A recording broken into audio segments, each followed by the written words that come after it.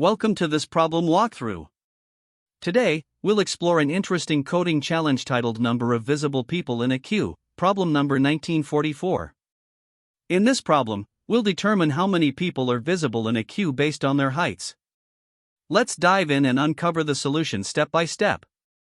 The problem requires us to determine how many people each individual in a queue can see to their right. The queue is represented as an array of distinct integers, where each value corresponds to the height of that person. A person can see another person to their right if they are taller than every individual standing between them. For example, if person I wants to see person J, two conditions must be met. First, I must be positioned to the left of J, and second, the height of person I must be greater than the height of every person standing between them. The result we need to compute is an array, where each element represents the visibility count of the corresponding person in the queue. The input size can be as large as 100,000, and the heights range up to 1 billion, so the solution must be efficient. Let's look at an example to better understand the problem. Suppose the input array of heights is 10, 6, 8, 5, 11, 9.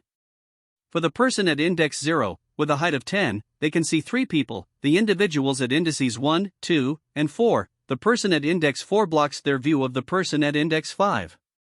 For the person at index 1, with a height of 6, they can only see the person at index 2, because the taller person at index 0 blocks their view of everyone else.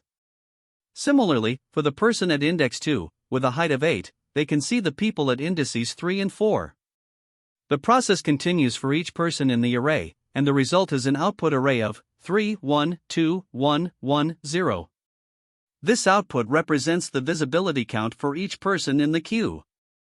Now, let's consider another example with the input array 5, 1, 2, 3, 10. Here, the person at index 0, with a height of 5, can see everyone to their right, resulting in a visibility count of 4. The person at index 1, with a height of 1, can only see the person at index 2, because the taller people block their view of others. Similarly, the person at index 2, with a height of 2, can only see the person at index 3, and the person at index 3, with a height of 3, can only see the person at index 4. Finally, the person at index 4, with a height of 10, cannot see anyone since no one is to their right. The output for this example is 4, 1, 1, 1, 0. The problem also specifies constraints, such as the array length being up to 100,000 and all heights being distinct, ensuring that we can reason about the problem in a structured way. Finally, let's examine some edge cases. First, if there is only one person in the queue, such as with the input 1, the output is 0, because they cannot see anyone. Next, in a strictly increasing sequence of heights like 1, 2, 3, 4, 5, each person can see everyone to their right, resulting in an output of 4, 3, 2, 1, 0. Conversely, in a strictly decreasing sequence of heights like 5, 4, 3, 2, 1, each person can only see the next person in line, leading to an output of 1, 1, 1, 1, 0. These cases highlight how the relative arrangement of heights significantly affects visibility counts, and they help us ensure our solution handles all possible scenarios correctly. To solve this problem, let's start by considering two different approaches. The first is the brute force approach. The intuition here is straightforward. For each person in the queue, we check everyone to their right and count how many of them are visible. A person is considered visible if they are taller than all the people standing between them and the current person. To implement this, we use two nested loops, one to iterate through each person in the queue and another to check all the people standing to their right. While this approach is simple and easy to understand, it has a significant drawback. With two nested loops, the time complexity becomes n squared, making it inefficient for large inputs. Next, we have the optimized approach, which uses a monotonic decreasing stack. The idea is to avoid repeatedly scanning the right side of the queue by maintaining a stack of indices for people whose heights might block visibility. By traversing the queue from right to left, the stack allows us to efficiently determine how many people each person can see. In this approach, a person can see others in the stack until they encounter someone taller. This insight reduces redundant checks and leverages the properties of a stack for efficiency. Now, let's break down the steps of the optimized approach. First, we traverse the queue from right to left. For each person, we use the stack to determine visibility. Specifically, we pop shorter people from the stack, as these are the people the current person can see. The number of pops gives us the visibility count for that person. After recording this count, we push the current person onto the stack to maintain the decreasing order of heights. In terms of complexity, this approach is highly efficient. Each person is pushed and popped from the stack only once, resulting in a time complexity of O(n). The space complexity is also O(n), due to the storage required for the stack. The trade-offs here are clear. While the stack-based approach is slightly more complex to implement compared to brute force, it is far more efficient for large inputs. This makes it a robust solution for the problem. Finally, let's compare the trade-offs of these two approaches. The brute force method is simple and intuitive but becomes impractical for larger input sizes due to its quadratic time complexity. On the other hand, the stack-based approach is slightly more complex to implement but scales exceptionally well, handling large inputs efficiently with its linear time complexity. This makes the monotonic stack approach the optimal choice. By leveraging the right-to-left traversal and the properties of the stack, we achieve a solution that is both elegant and performant. The key insight is understanding that visibility is blocked by taller people, and the stack allows us to handle this in a structured and efficient way. In conclusion, the stack approach is the best strategy for tackling this problem, as it balances complexity and scalability, ensuring optimal performance even for large queues. In this problem, we are tasked with determining how many people are visible to each individual in a queue, based on their heights. Visibility is defined by whether a person can see past everyone standing between them and the person they are observing. Specifically, a person can only be seen if they are taller than all the individuals standing between them and the observer. To begin with, we can use a brute force approach. The input is an array called heights, where each value represents the height of a person in the queue. We initialize an empty list, visibility, to store the visibility count for each person.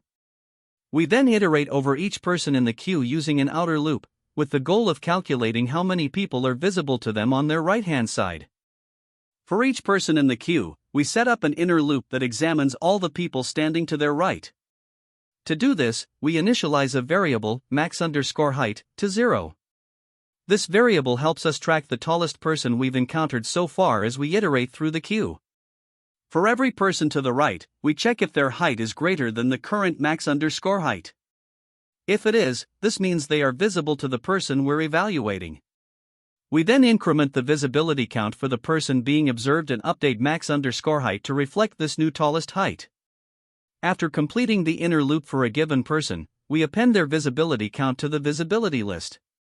Finally, once we've processed every individual in the queue, we return the visibility list as the result. The brute force approach works because it systematically checks all the individuals to the right of each person, ensuring that we correctly identify who is visible. However, it uses two nested loops, where the outer loop processes each person and the inner loop examines everyone to their right. This results in a time complexity of O(n²). While this is not the most efficient solution, it is effective because it ensures we evaluate all potential blockers by comparing every height to the current maximum.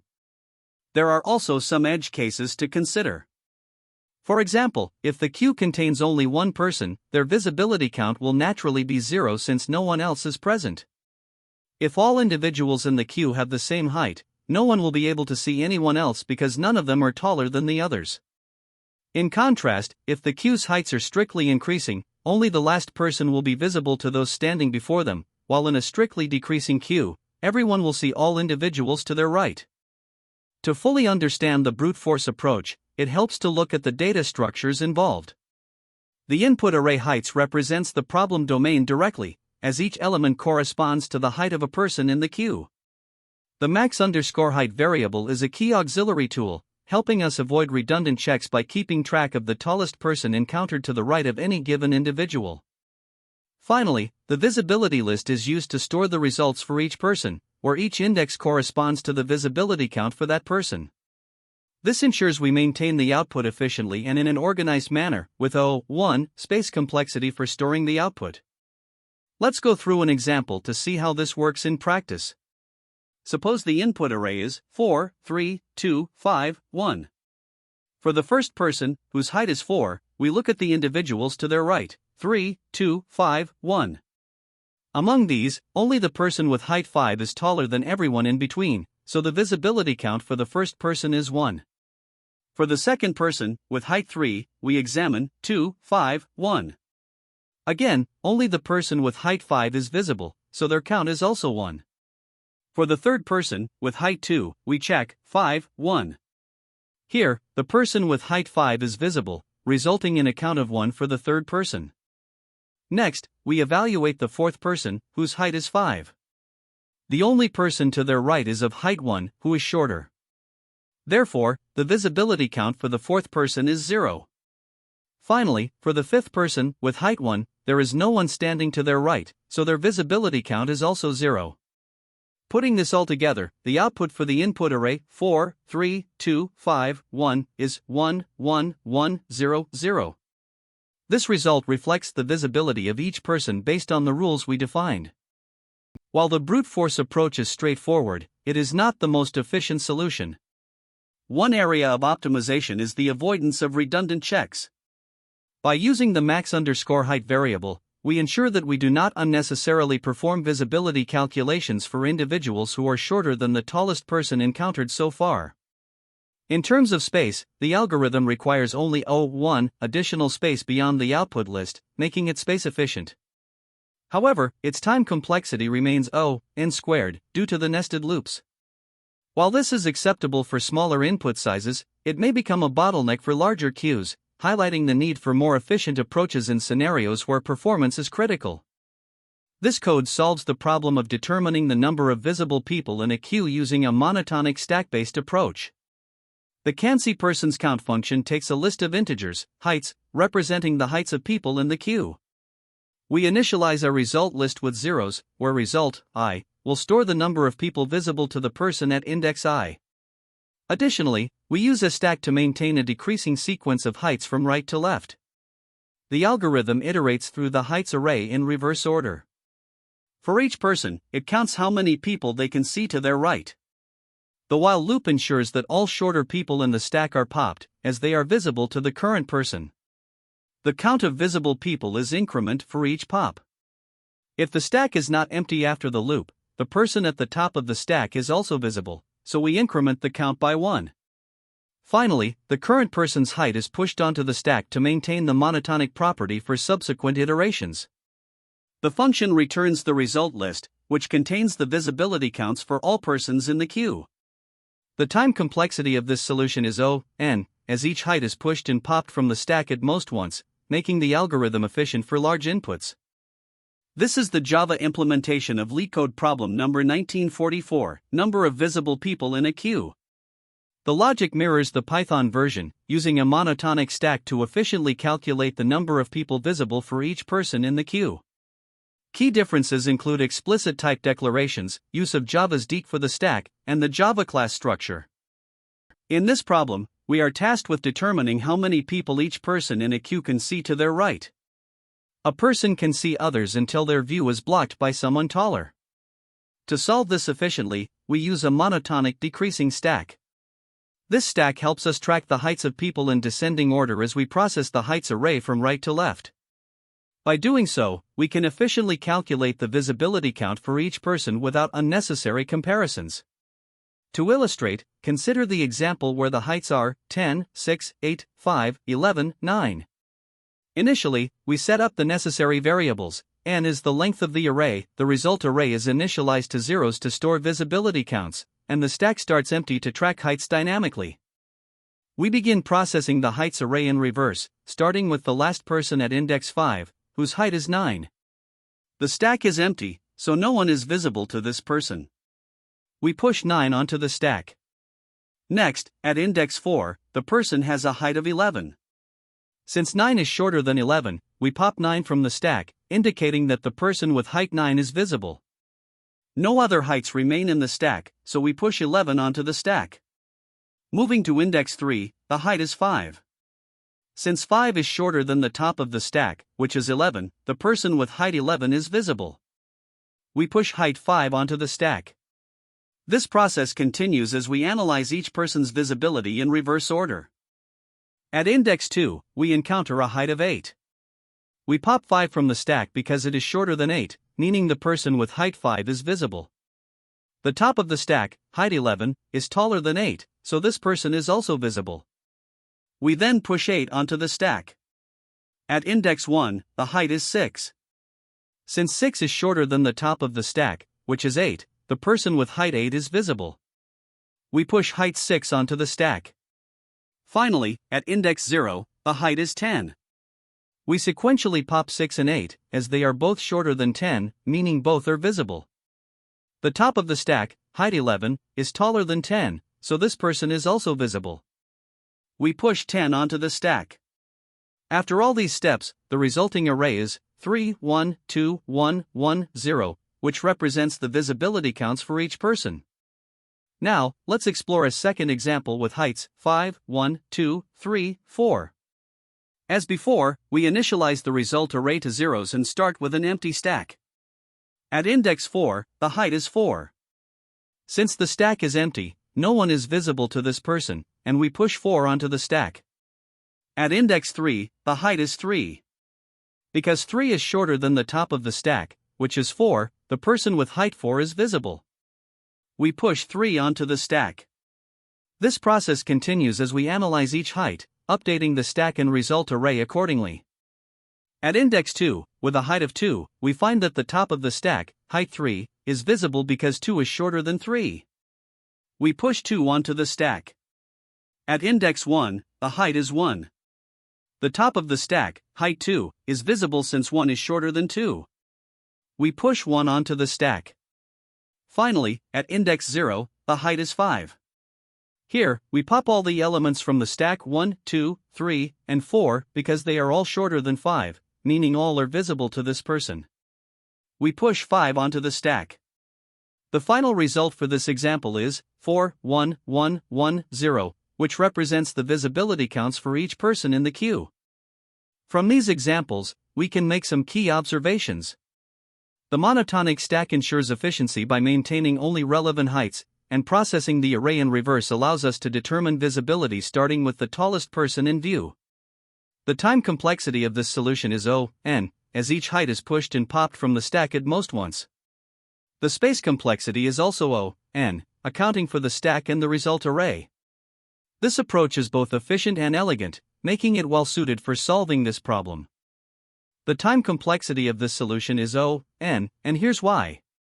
The main loop iterates from the last person in the queue to the first, processing each index exactly once. This gives us n iterations in total. Inside this loop, we also have a while loop that interacts with the stack.